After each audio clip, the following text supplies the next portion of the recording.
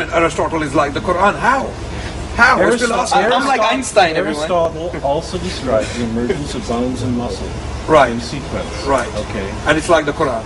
And it's like the Quran. Which Well, does Aristotle say the bones come first and then the flesh and the muscles? Does he say that? Are you sure? Anybody that works. I'll let you think about this. Well, anybody that works with livestock will be able to figure that out. I'm not saying it. Can you are you sure? Is that what the Quran specifically says? Absolutely. This is exactly what the Quran says. Chapter 23. Because you just demonstrated the Quran is wrong. Yeah, but Professor Myers. That's not what happens. In Well, this is what the embryologists are telling us. This is exactly what the embryologists are telling us. No, they're not. Okay. Embryologists. Let me tell you what Keith Moore said. I mean, you can disagree with him. He doesn't like Keith Moore. I don't know why you don't. What he said on the page number 364A of his book, The Human Embryo, that in the 7th week the bones are formed, and immediately after that the flesh is formed, and the bones are clothed with flesh. Keith Moore is wrong. He's an embryologist. This is his field. It's my field too. I know he's wrong. You're an embryologist? Yes.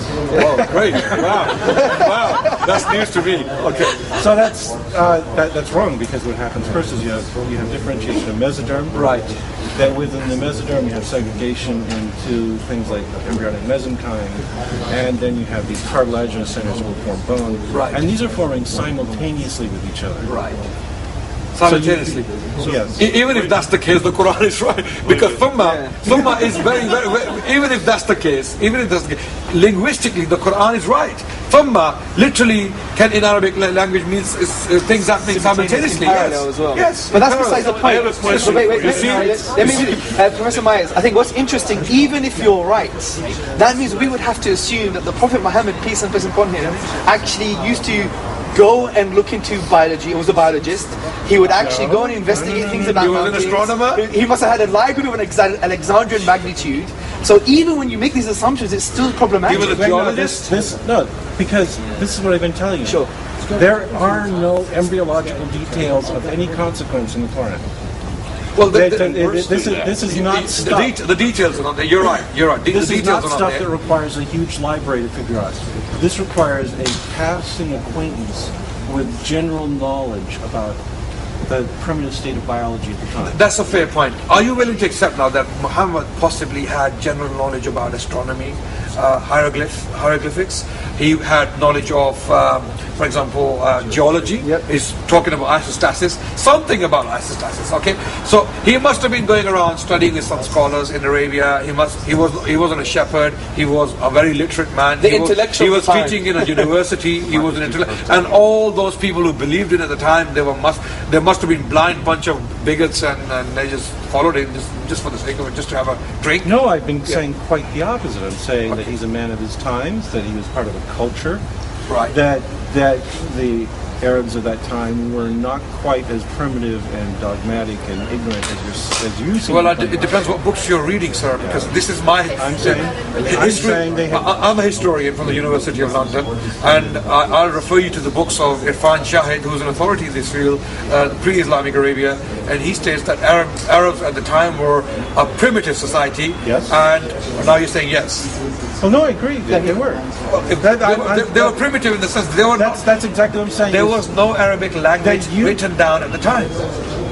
On the one hand, you are complaining that there was this detailed, wonderful science in the Quran that he could only have learned from, revelation. Sure. And I'm saying that no, that what we find in the Quran is an extremely primitive science. There was nothing more than the common man could have learned from, general interactions with learning society at the time. Like mountain roots as well. How would they even know that? It was not even knowledge at that time. Again, it's all it's saying is that you've got this mountain that's going up here, and there's a lot of depth beneath it. And then they would understand the function of that as well. The function of the function of the Quran is to anchor the crust and things, and that's not the case. That's again wrong. It's not to anchor the crust at all. What is it for? It's actually from my knowledge, it's actually to, like Archimedes' fulcrum point. That's what isostasis comes from. It's like another term to discuss the Archimedes' fulcrum point, and that's what it's there for. I think the really sad thing here is you're missing the enormous picture to focus on the pixel. Yes. Right. Okay. The enormous picture is that you have something that only communicates with the least credible possible proponent. And he wants you to believe impossible nonsense for no reason. And only if you believe impossible nonsense for no reason will you be saved. And you will get unimaginable rewards if you believe whatever the priests are selling. And you will suffer a fate worse than death if you don't buy into their nonsense. That's not true. That's quite a sexy way of looking at it, I think. A sexy way to look at it. I mean, well, there's a language barrier here. You're all about the sexy way of looking. No, you sexed it up slightly, right? Because actually, what Professor, right?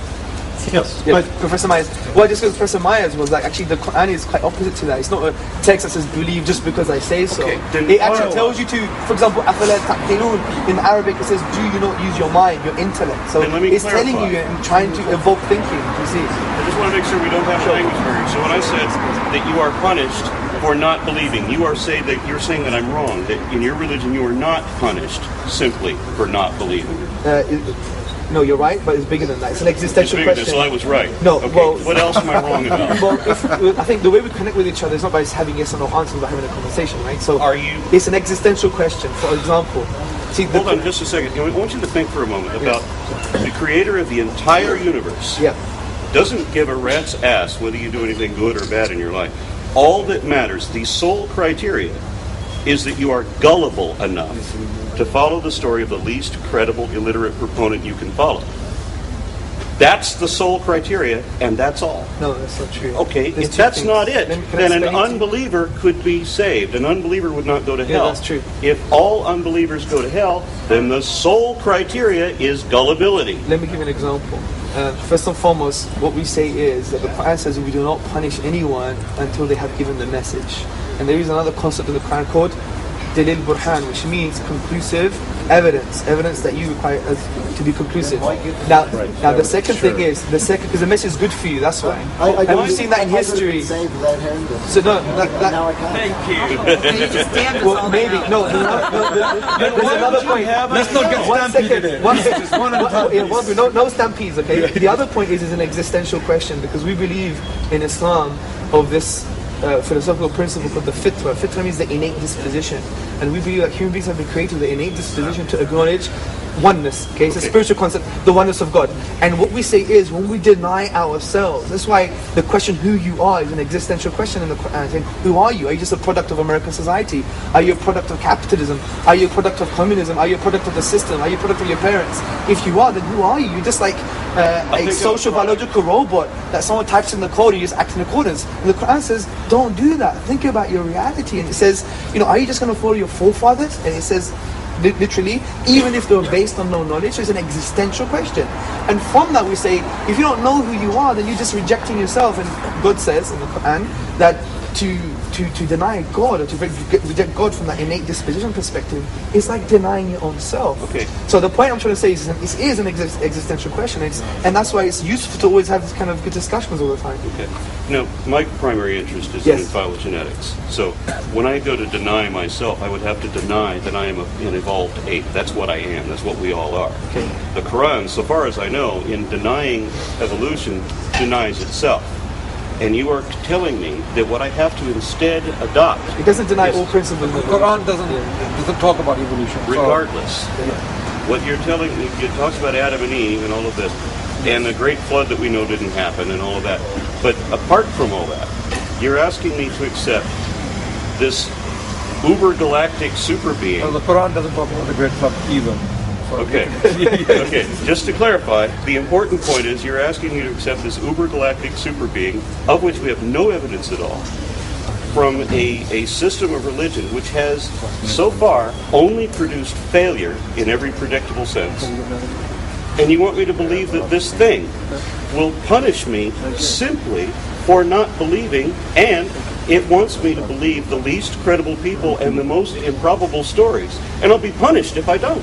How is that not a criteria of gullibility? Well, there's two assumptions here. First and foremost, there's this galactic being that doesn't exist. I would deny that. I think there's very good reasons to believe that divine exists. I could articulate them for you. I would love to see you can read this book. You'll discover it's bullshit all the way through. Professor Myers, because we really want to listen to Miriam Namazi because she has outdated clues about the Sharia, right? Especially when she talks about rape using four witnesses. That's nowhere in the Sharia. That's not well, testimonies the enough. booklet, I just read a booklet. It's a joke. But anyway, we'll listen to that. The thing is, if we pay for your ticket to come down to London, would you have an intellectual dialogue with us with a non-Muslim coordinator? An intellectual dialogue with you about what? Or what we've been just doing so far? Would you do that? I'll be around. You might I'll be tell you able what, yeah. I'll give you a forum. Cool. Okay? We'll book you on the Magic Sandwich Show. What is that? Magic Sandwich Show. Yeah, we'll What have do you you on the think of Magic that? Sandwich. Is that a real show?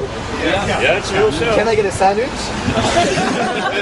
And if you do, it'll cure you of cancer. Only if it's halal meat, right?